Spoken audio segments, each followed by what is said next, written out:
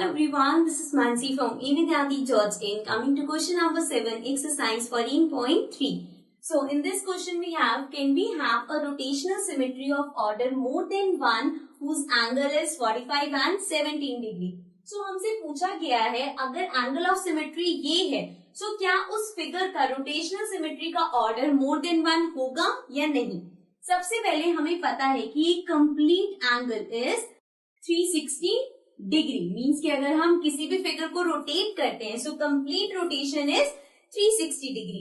अब इस 360 डिग्री में अगर हमें देखना है कि ऑर्डर एक से ज्यादा होगा या नहीं, सो देखो एट 360 डिग्री वन ऑर्डर तो हो जाता है कि उसका फिगर का ऑर्डर 1 हो गया, बिकॉज वो एग्जैक्टली सेम लगेगी जब हम 360 डिग्री पे घुमा देंगे। लेकिन मोर देन 1 के लिए अगर 360 डिग्री का फैक्टर है वो, मतलब 360 का फैक्टर है, तो वो एंगल जिसका भी फैक्टर होगा उसका ऑर्डर मोर देन 1 होगा। जैसे कि the first part is 45 degree. So now will check कि ये फैक्टर है 360 का या नहीं। तो 360 डिवाइडेड बाय 45, राइट। फिर हम इसको कट करेंगे, this will be 1 2 0 and this will be 1 5, again this will be 5 and this will be 4 0 and then this will be 8।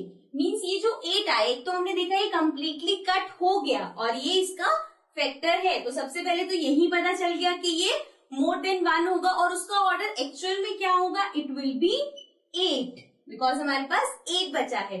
Means इस फिगर का जिसका एंगल 45 डिग्री है उसका फैक्टर और वी कैन से उसका ऑर्डर 8 होगा, राइट। सिमिलरली सेकेंड पार्ट में है 17 degree.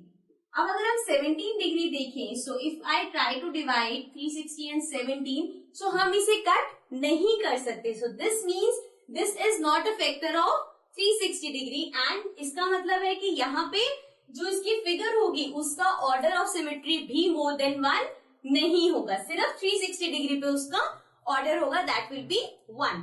So this was the last question of chapter number 14. With this we complete our chapter.